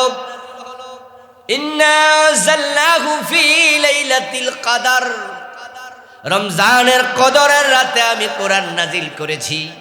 ওই কোরআন নাজিল হওয়ার কারণে লাইলাতুল কদরি খায়রুম মিন আলফি শাহর, ওই একটি রাতের সম্মান ফজিলত 1000 মাসের চেয়েও বেশি। রমাদান হলো কোরআন নাজিলের মাস। এ কোরআন শিক্ষা করা আমাদের জন্য নফল না ফরজ? ফরজে কিফায়া না ফরজে আইন? এই জন্য যারা কোরআন পড়তে পারেন না, রমাদানকে কোরআন শিখায় কাজে লাগাবেন। আপনার বয়স 90 হোক আর 100 হোক, কোনো কথা নাই, কোনো ওজর দেখানো যাবে না। এ বিষয়ে কোনো ওজর গ্রহণযোগ্য না। তলাবুল ইলমি ফরিদা আলা কুল্লি মুসলিম, কুল মানি সব। ইসলামের মৌলিক এলেম অর্জন করা সব মুসলমানের জন্য ফরজ। আর কোরআনের এলমের বাহিরে কোনো এলেম নাই। ইন্নাল্লাযী লাইসা ফী জাওফিহি শাইউম মিনাল কুরআনি কাল বাইতিল খরিব, আল্লাহর হাবিব সাল্লাল্লাহু আলাইহি ওয়াসাল্লাম বলেছেন, যে ব্যক্তি কোরআন শিখে নাই, যার কলবে কোরআন নাই, তার কলবটা হলো উজার বাড়ির মতো, সারা বাড়ির মতো। যেই বাড়িতে মানুষ থাকে না, এক সময় মানুষ থাকতো, এখন কেউ থাকে না, ওই বাড়িতে গিয়ে পাবেন টিকটিকি আর শোলা, হ্যাঁ, সেখানে তেলা ফোকা, উই ফোকা, সার ফোকা, সাপ, বানর, ইঁদুর, এবং কোনো এরকম বাড়িতে জিন ভূত থাকে। যে ব্যক্তির কলবের মাঝে কোরআন নাই, তার কলবটা শয়তানের বসবাসের জায়গা হয়। ওই কলবে আল্লাহর ফেরেশতা থাকে না। আপনি যদি চান আপনার কলবটা শয়তান মুক্ত থাকুক, কলবটাতে আল্লাহর কোরআন ঢুকানো দরকার আছে না নাই? এই জন্য রমজান মাসে কোরআন পড়বেন। প্রথম কাজ, বলবেন হুজুর বয়স তো অনেক, চোখে তো কম দেখি, কানে তো কম শুনি, দাঁত তো পড়ে গেছে, হা বলতে পারি না, জিহবার ওষ্ঠ তোতলামি এসে গেছে। এই ওজরের ব্যাপারে বিশ্ব নবীর সলিউশন আছে। قال النبي صلى الله عليه وسلم الماهر بالقرآن مع السفرة الكرام البررة والذي يقرأ القرآن ويتتعتع فيه وهو عليه شاق له أجران। প্রিয় নবী সাল্লাল্লাহু আলাইহি ওয়াসাল্লাম বলেন, যে কোরআনের পণ্ডিত আলেম, তার সম্মান আল্লাহর কাছে আল্লাহর নৈকট্য প্রাপ্ত ফেরেশতাদের মতো। আর যে ব্যক্তি বড় আলেম হতে পারেনি, কিন্তু কোরআন পড়া ছাড়েনি, কোরআন পড়ার চেষ্টা করতেছে, কোরআন পড়তে হোঁচট খায়, কষ্ট হয়, ওই ব্যক্তি তারপরও কোরআন পড়ার চেষ্টা চালায়। সাধারণ পাঠক কোরআন পড়লে আল্লাহ যেই পরিমাণ সওয়াব দেবে, যে কষ্ট করে কোরআন পড়ে তাকে সওয়াব দেবে তার দ্বিগুণ। সুবহানাল্লাহ। আপনার জন্য অ্যাডভান্টেজ আছে, দ্বিগুণ সওয়াবের অফার আছে। তা আপনি ওজর দেখায়া দূরে থাকবেন কেমনে? বরং এই কোরআনটা শিখতে শিখতে আপনি মরে যান, আপনার মৃত্যু এসে যাক, কোনো অসুবিধা নাই। আপনি আল্লাহর কাছে বলতে পারবেন, আমি তো শিখতে শিখতে মরেছি। আল্লাহর হাবিব বলছেন, মান ইয়াতলুবুল ইলমা লিইহইয়া বিহিল ইসলাম ফাজাহুল মাউত ফাবাইনাহু ওয়া বাইনান নাবিয়্যিনা দারাজাতুন ওয়াহিদা আও কামা ক্বালান নাবিয়্যু আলাইহিস সালাতু ওয়াস সালাম। যে ব্যক্তি দিন বুঝার জন্য, জানার জন্য, মানার জন্য, মরে যাওয়া সুন্নাহ বিধানগুলো উজ্জীবিত করার জন্য কোরআন পড়বে, এলেম শিখবে, এই অবস্থায় ফেরেশতা আজরাইল হাজির হয়ে যাবে। আল্লাহ তার উপর এত খুশি থাকেন, তাকে নবীদের পাশের জান্নাতটা দিয়ে দেবেন। তাই আপনারা যারা কোরআন পড়তে পারেন না, রমজানে পড়বেন, সিদ্ধান্ত আজকেই নেন। মক্তবের হুজুরকে ধরেন, মসজিদের ইমাম সাহেবের সাথে কন্ট্যাক্ট করুন, মুয়াজ্জিন সাহেবকে অনুরোধ করুন যে আমি আপনার কাছে রমজানে কোরআন শিখতে চাই, আমাকে একটু সময় দিন, প্রতিদিন 1 ঘন্টা 1/2 ঘন্টা পড়ান, প্রয়োজনে টাকা পয়সা কিছু লাগলে আমি আপনাকে দেব, আপনি একটু সময় আমারে দেন। আপনি সিদ্ধান্ত নেন। আস-সাইয়ু মিন্না ওয়াল ইতমামু মিনাল্লাহ, চেষ্টার মালিক আমরা, সফলতা দেয়ার মালিক কে? আল্লাযীনা জাহাদু ফীনা লানাহদিয়ান্নাহুম সুবুলানা। কোরআনে আল্লাহ বলেন, আমার রাস্তায় যে ব্যক্তি চলতে চায়, চলার জন্য সাহায্য করা আমি আল্লাহর দায়িত্ব হয়ে যায়। অনেকে মনে করেন কোরআন কঠিন কিতাব। কোরআন একটি কঠিন কিতাব, কোরআন পড়া কঠিন, বুঝা কঠিন, মানা কঠিন, কোরআন কঠিন, এই চিন্তা করা কুফর। মারাত্মক কথা বলে ফেলেছি, কিন্তু কুফরের সে জঘন্য অপরাধ তো নাই যে কাজে ঈমান চলে যায়। যদি কেউ কোরআনকে কঠিন মনে করে, সে কুফরি করবে, ঈমান চলে যাবে। কারণ কি? কারণ হলো কোরআন মাজিদ আল্লাহ বলছেন, লাকাদ ইয়াসসারনাল কুরআনা লিযিকরি ফাহাল মিন মুদ্দাকির। এক সূরাতে 3 বার বলেছে ওয়ালাকাদ ইয়াসসারনাল কুরআনা, অবশ্যই আমি আল্লাহ কোরআনকে সহজ করে দিয়েছি। কোরআনকে সহজ করেছেন, ঘোষণা কার? একটু জোরে বলুন, কার? কোরআনকে সহজ করেছেন কে? তা আপনি যদি বলেন কঠিন, তাহলে আল্লাহর কথার একবারে উল্টা, ঈমান শেষ। অথচ আজকের বাংলাদেশে কিছু নামাজি আছে যারা কোরআনকে কঠিন বলে প্রচার করে। মানুষকে কয় কোরআন তো আলেমদের ব্যাপার, আমরা জেনারেল মানুষ, আমরা এসব বুঝবো না, এটা তো কঠিন, কোরআন পড়তে এত এলেম লাগে, এই লাগে, ওই লাগে, ওই লাগে। কোরআনকে কঠিন রূপে উপস্থাপন করে মানুষের লিখা বিভিন্ন বই পড়তে দেয়, কোরআন পড়তে দেয় না। সকাল সন্ধ্যায় মানুষের লিখা বই পড়ে, কিন্তু কোরআন পড়ে না, এমন কিছু নামাজিও আছে না নাই? ফাজাইল আমল সকাল সন্ধ্যা তেলাওয়াত করছেন। আরে ভাই, আমলের ফজিলত খোঁজেন কেন? ফজিলত না থাকলে কি আমল করবেন না? ফজিলত অ্যাডভান্টেজ। সকল আমলের ফজিলত খোঁজা দরকার নাই। আমার আল্লাহ বলেছে ফজিলত থাকলেও মানবো, না থাকলেও মানবো, ঠিক না? যেগুলো ফজিলত আছে এগুলো মানবেন। সর ধরে হাত কাটো, ওইটার ফজিলত কি? নামাজ পড়লে, নফল নামাজ এত সওয়াব, তাহাজ্জুদ পড়লে এত সওয়াব, আওয়াবিন পড়লে এত সওয়াব, রোজা রাখলে এত সওয়াব, এগুলো ফজিলত। তাই আপনি কোন যে আরে বাবারে চলো এগুলো করি, অনেক সওয়াব, সূরা হাত কাটো, এটার তো কোনো ফজিলত কোরআনে নাই, হাদিসও নাই। কি আছে যে এই সূরার হাত কাটলে এত লাখ সওয়াব? এরকম হাদিস আছে? 20,000 সওয়াব, 30,000 সওয়াব, ডাকাত শুলে সরাইলে 50,000 সওয়াব, চোর আপনার জেনা করলে, পাথর মারলে এত সওয়াব। এগুলো ফজিলত না, এগুলো আমলের কথা। ফজিলত আসে সুদূর প্রসারী, ফজিলত আছে সামাজিক পরিবেশ, সবটা ঠিক হয়ে যাবে। কোরআনের আইন কায়েম হলে দিন মানা সহজ হয়ে যাবে, অনাচার কমে যাবে, পাপাচার চলে যাবে, সুদূর প্রসারী ফজিলত। এখন আপনি ফজিলতের হাদিস পড়বেন, নিশ্চয় পড়বেন, নিষেধ করি না। ফজিলতে আমলের যে ফজিলত আছে ওই বইও আপনি পড়বেন, কিন্তু আপনি কোরআন সাইরা দিয়া ওই বই চিরদিন পড়তে থাকবেন। কেমন কথা হলো? এই জন্য মসজিদগুলোতে ফজিলতে আমল, ফাজাইল আমলের কিতাবের সাথে সাথে রিয়াজুস সালেহিন হাদিসের কিতাব দরকার আছে না নাই? ফাজাইল আমলের সাথে তাফসীরের কিতাব দরকার আছে না নাই?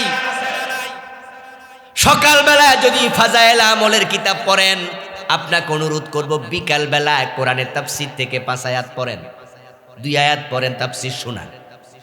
একদিন হাদিস পড়েন, আরেকদিন কোরআন পড়েন, আরেকদিন তাফসির পড়েন, আরেকদিন ফাজাইলে আমলের কিতাব পড়েন, অসুবিধা নাই। কিন্তু আজীবন একটা ধরছেন, কোরআন হাদিসের দ্বারের কাছে যান না, তাহলে বুঝতে হবে আপনার কাছে তাফসির থেকে, কোরআন থেকেও ফজিলতের কিতাবের দাম বেশি। এটা তো ইসলামের মূল সমজ নয়।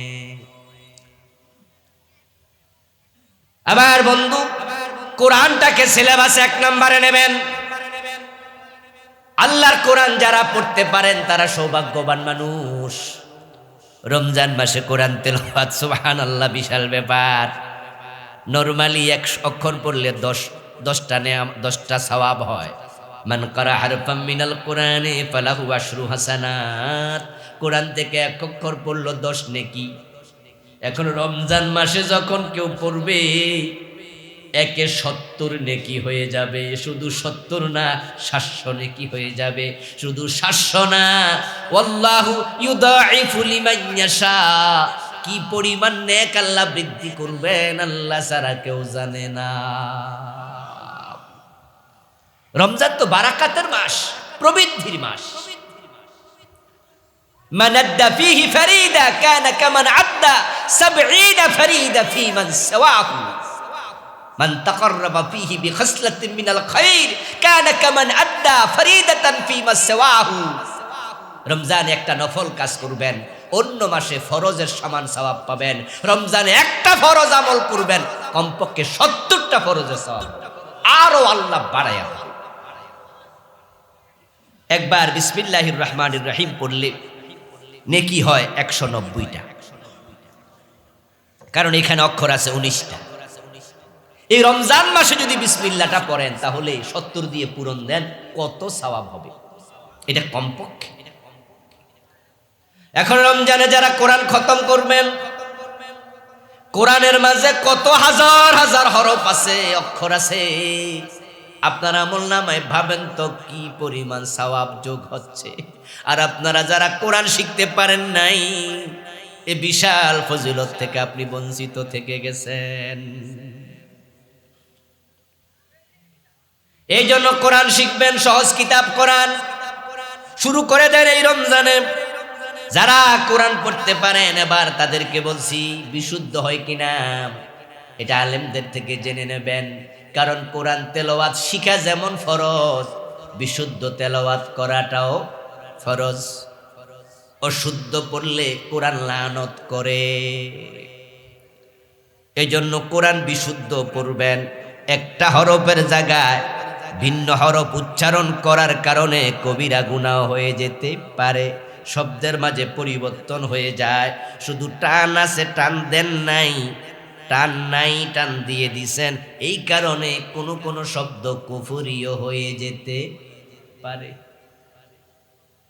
এই জন্য বিশুদ্ধ তেলাওয়াত শিখবেন।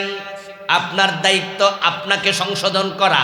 আপনার তেলাওয়াত বিশুদ্ধ হয় কিনা এটার জবাব আল্লাহর কাছে আমি দেব না, আপনারটা আপনাকে দিতে হবে। আপনি ভুল কোরআন পড়লে কোরআন আপনারে গজবের বদদোয়া দেবে, ওই বদদোয়া আমার উপর পড়বে না। তা কোরআনের লানত থেকে বাঁচতে হলে বিশুদ্ধ তেলাওয়াতের বিকল্প। 3 নাম্বার, কোরআনের অর্থ জানতে হবে। কোরআন তো শুধু তেলাওয়াতের জন্য আসে নাই। তাই কোরআনে আল্লাহ তাআলা কি বলেছেন সেটা জানা বান্দার জন্য আবশ্যক।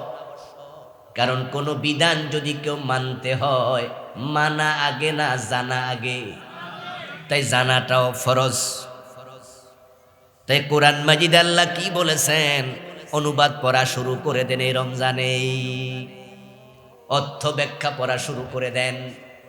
যারা কোরআন ভালো পারেন প্রতিদিন 1 পারা করে পড়বেন, যেন রমজানের মাঝে কোরআন কমপক্ষে 1 খতম।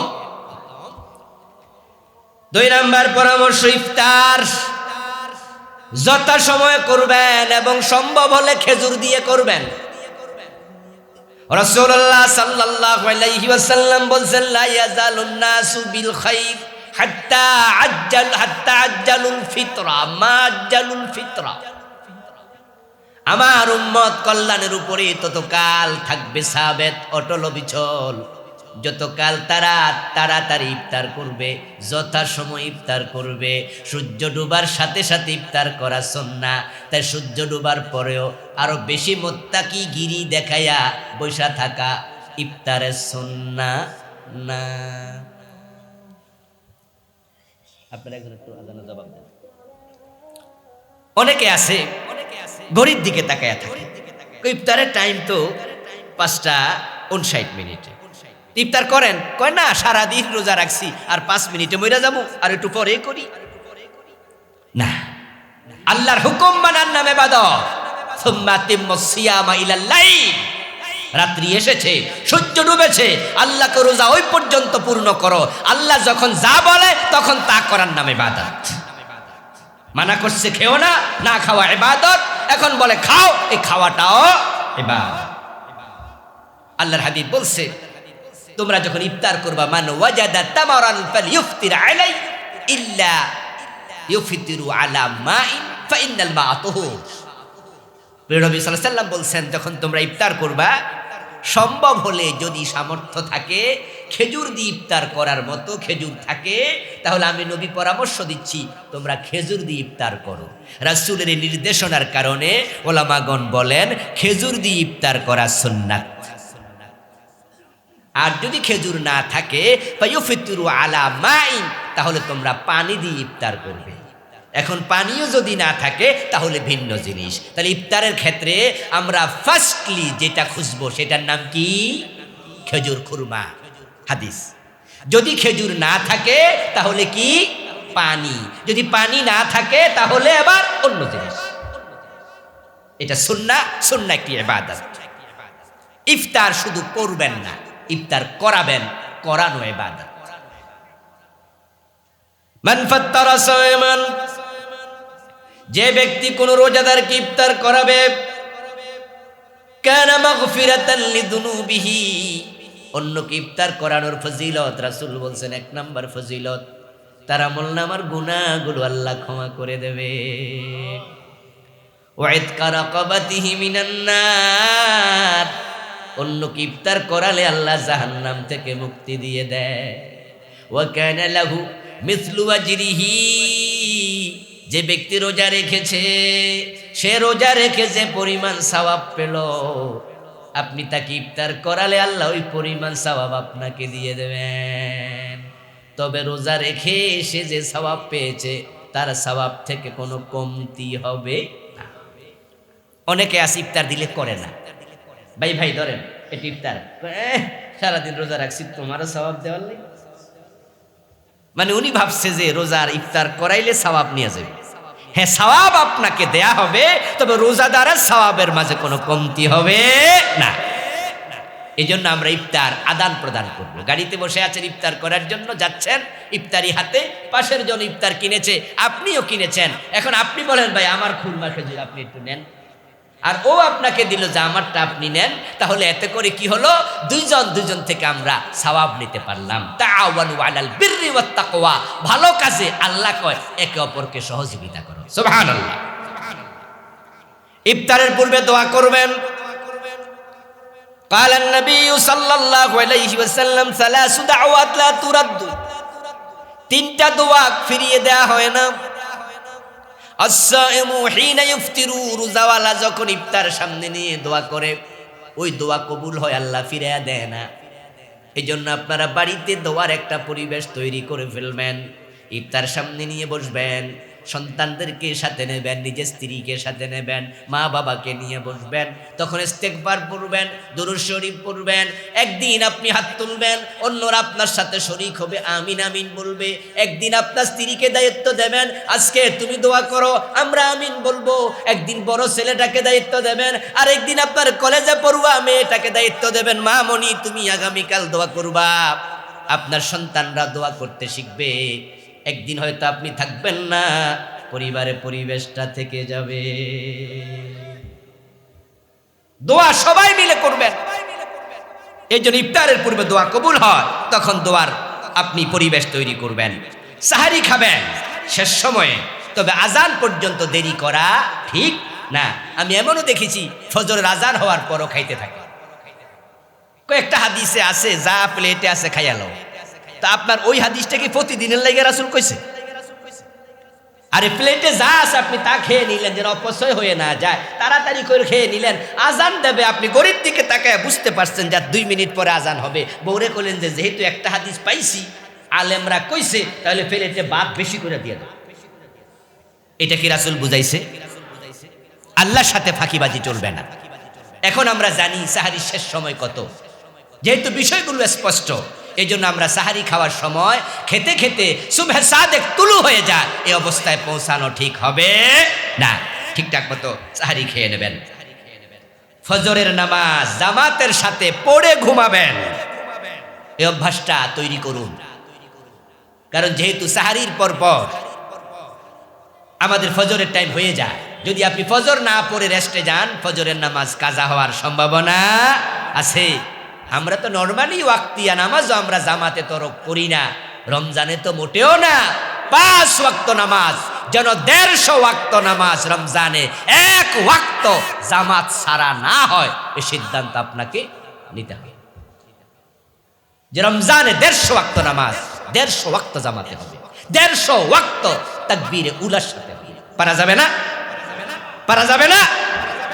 সুন্নাহগুলো খুব গুরুত্বের সাথে রমজান আমল করবেন। জোহরের আগে 4 রাকাত সুন্নাহ, ফজরের আগে 2 রাকাত সুন্নাহ, মাগরিবের পরে 2 রাকাত সুন্নাহ, ইশার পরে 2 রাকাত সুন্নাহ।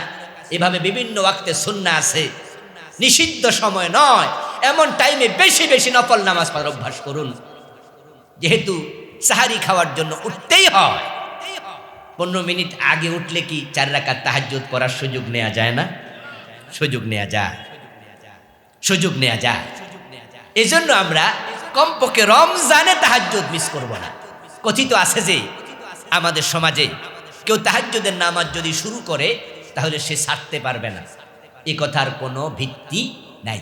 তাহাজ্জুদ নফল, আপনি যখন সুযোগ পেলেন পড়লেন, কোনোদিন সুযোগ পেলেন না পড়লেন না, শরীর ভালো লাগেনি আজকে পড়লেন না, এতে আপনার কোনো গুনাহ হবে না। যে রমজানে তাহাজ্জুদে অভ্যস্ত হব, রমজানের পরে তাহাজ্জুদ পড়ব না, গুনাহ হয়ে যাবে, এ কথা ঠিক নয়। দান সাদাকা বেশি বেশি করবেন। রমজান মাসে যারা যাকাত দেন তারা রমজানেই দেবেন, কারণ রমজানে একটা ফরজ 70টা ফরজের সমান হয়ে যাবে। এই জন্য যারা যাকাত দিয়ে অভ্যস্ত, যাকাত ফরজ রমজানে দেবেন। যখন রমজান মাস আসতো, কানা নবী সাল্লাল্লাহু আলাইহি ওয়াসাল্লাম আজওয়াদান নাস ওয়া কানা আজওয়াদা মা ইয়াকুনু ফি রমাদান। বিশ্বনবী ছিলেন মানুষের মাঝে সবচেয়ে বেশি দানশীল। রমজান যখন আসতো উনার দান এত বেড়ে যেত, মিনার রিহিল মুরসালা কানা আজওয়াদা মিনার রিহিল মুরসালা। সহিহ মুসলিমে এসেছে, সহিহ বুখারীতে এসেছে, প্রবাহিত বাতাস যেমন সবার গায়ে লেগে যায়, রাসূলের দান দাক্ষিণ্য সব গরিবকে স্পর্শ করে। যাদের দোকান আছে রমজানে বেশি বেশি ভাঙতি টাকা দোকানের ক্যাশে রেখে দেবেন, ফকির আসবে আর দিতে থাকবেন। রমজান দুহাত উন্মুক্ত করে দেন, আগামী রমজান পর্যন্ত বেঁচে থাকা নাও হতে পারে। যাতে ধূমপান করার বদ অভ্যাস আছে, রমজান উপলক্ষে ধূমপান ছেড়ে দেন। রমজানে সুবহে সাদিকের পর থেকে সূর্য ডুবা পর্যন্ত আপনি 15 ঘন্টা 16 ঘন্টা আপনি ধূমপান করেন না, একটু চেষ্টা করলে কি বাকি 6-7 ঘন্টা বিরত থাকা যায় না? সিদ্ধান্ত নেন রমজানে আর ধূমপান করব না। ধূমপান বিষপান, অতএব সাবধান। ধূমপান করা কবিরা গুনাহ। লা তুলকু বিআইদিকুম ইলা তাহলুকা। আল্লাহর অর্ডার, ধ্বংসের দিকে নিজকে ঠেলে দিও না। আপনি ধূমপান করার কারণে আপনার লাংস অ্যাটাক হচ্ছে, হার্ট অ্যাটাক হয়, দেহে ক্যান্সারের জীবাণু ঢুকে যায়। এই ধূমপানের কারণে যদি আপনার মৃত্যু হয়, আত্মহত্যার গুনাহ হতে পারে। বিষ খাওয়া বললে আত্মহত্যা হয়, বিষ খাওয়ার কারণে আপনার অ্যাটাক হচ্ছে কলব, অ্যাটাক হচ্ছে হার্ট, আপনি মরে যাচ্ছেন, ফুসফুস নষ্ট হয়ে গেছে। তা আপনার যদি এই ধূমপানের কারণে ফুসফুস নষ্ট হয়, তাহলে তো এটা আত্মহত্যাই হলো। এই জন্য ধূমপান করবেন না। রোজার একটা মাস যদি আপনি ছাড়েন, দেখবেন যে ইনশাআল্লাহ আপনার ধূমপান আর প্রয়োজন হবে না। দৃষ্টি এবং জবানের নিয়ন্ত্রণ করুন। যুবকেরা রমজান মাসে মোবাইল কম চালাবে, কথা কম বলবেন, জিকির আজকার বেশি করবেন, কোনোভাবে গীবত যেন হয়ে না যায়, সতর্ক থাকবেন। দ্রব্যমূল্য নিয়ন্ত্রণ করুন। যারা ব্যবসায়ী আছেন, রমজান উপলক্ষে আল্লাহর ওয়াস্তে দ্রব্যমূল্য বাড়াবেন না, বাড়াবেন না, বাড়াবেন না। আপনি একা ভালো হয়ে যান, আস্তে আস্তে সমাজ ভালো হবে ইনশাআল্লাহ। আল্লাহ তোমাকে খুশি করার জন্য আমি এই রমজানে দাম বাড়াবো না, এই সিদ্ধান্ত নিন। হোটেল রেস্তোরাঁ বন্ধ রাখুন, নিজে রোজা রাখবেন, বেরোজগারির জন্য রান্না পাক করবেন। কেমনে হয় এটা? রিজিকের মালিক রাজ্জাক। দিনের বেলা হোটেল চালাবেন না, লস হবে না, আল্লাহ রাতের বেলায় পোষায় দেবে ইনশাআল্লাহ। তারাবিতে তেলাওয়াত করবেন ধীরে ধীরে। ইমাম যারা আছেন তাড়াহুড়ো করে তারাবি পড়া যাবে না। মুসল্লিদেরকে বলছি, আপনার মসজিদের ইমাম যদি তাড়াহুড়া করে তারাবির নামাজ পড়ে, বিনয়ের সাথে বলুন, হুজুর আমরা এই তারাবি পড়তে আসিনি, আপনি মেহেরবানি করে ধীরস্থিরভাবে পড়ুন। 5-10 জন প্রতি মসজিদ তৈরি হয়ে যাবেন, একজোট হবেন। ওই 5-7-10 জন একজোট হয়ে হুজুরকে বলবেন। হুজুরকে যদি কেউ বলে হুজুর তাড়াতাড়ি পড়েন, আপনারা প্রতিবাদ করবেন। পারবেন না? হুজুরের মনে ভয়, মুসল্লি কমে গেলে বেতন দেবে কে? তখন আপনারা 10 জন বলবেন হুজুর বেতনের ব্যবস্থা আমরা করবো ইনশাআল্লাহ। নিজেরা প্রয়োজনে 1000 করে 2000 করে দেন। ইতিকাফের পরিকল্পনা করুন। ইতিকাফ রাসূল কখনো ছাড়েননি, আপনি কখনো করেননি, রাসূলের সুন্নাহর সাথে মিল হলো না। জীবনে ব্যস্ততা আসবেই, এই জন্য এইবারই ইতিকাফ করবেন। যারা করেন নাই, আপনি আজকে সিদ্ধান্ত নেন আমি এইবারই ইতিকাফ করব। আল্লাহ তৌফিক দাও, বলেন আমিন। রাসূল যা কোনোদিন ছাড়ে নাই, আর আপনি জীবনে কোনোদিন করেনই নাই। আজীব তো।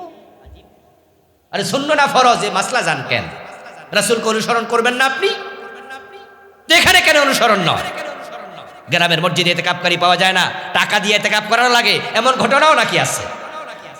রিক্সাওয়ালারা ধরে, ভাই রিক্সা চালাই 1 মাসে কত পাও? কয়েত। তো 10 দিনে কত? কয়েত। আমরা বিল্লা দিয়ে দিব, তুমি ইতিকাফে বসো। হুজুররা কইছে কোনো একজন ইতিকাফ করলে দায়িত্ব শেষ। না না, এটা নয়। এরকম ভাড়াটিয়ে এনে ইতিকাফ করাবেন। লাইলাতুল কদর তালাশ করবেন শেষ দশকের বেজর রাতগুলোতে। প্রতি বেজর রাতকে আলাদা করে ইবাদতের জন্য নির্ধারিত করবেন। 27 তারিখ শবে কদর, এটা নিশ্চিত করে বলার কোনো সুযোগ নাই। যাদের টাকা আছে ওমরা করবেন রমজানে। আল উমরাতু ফি রমাদান তা'দিলু হাজ্জাতান। সহিহ মুসলিমের হাদিস, যে রমজানে ওমরা করে আল্লাহ তাকে হজের পরিমাণ সওয়াব দেয়। সম্ভব হলে ওমরাতে চলে যাবেন রমজানে। তওবা ইস্তেগফার বেশি বেশি করুন, ইসলামী সাহিত্য পড়ুন, রমজান মাসে বেশি বেশি সাহিত্য পড়ুন। আমার নিজের লেখাও 6টা বই আছে, প্রতিটাই খুবই গুরুত্বপূর্ণ। শিরকের উপরে, বেদাতের উপরে, ব্যক্তি ও পরিবারের উপরে, মেরাজের উপরে, সালাতের উপরে। রাইবার সাহেবের কাছে আছে, নিতে পারবেন। যাওয়ার সময় 5-7 মিনিট সময় পাবেন, নেবেন। অন্য অন্য বই সংগ্রহ করবেন। ইসলামী সাহিত্য পড়ুন, দিন বুঝুন, মানুন, তাকওয়ার মানসিকতা মাথায় রেখে রোজা পালন করুন। হে রব্বে কারীম আমাদের তৌফিক দান করুন, বলেন আমিন। হাদা মা ইনদি ওয়াল ইলমু ইনদাল্লাহ আলাইহি তাওয়াক্কালতু ওয়া ইলাইহি উনীব।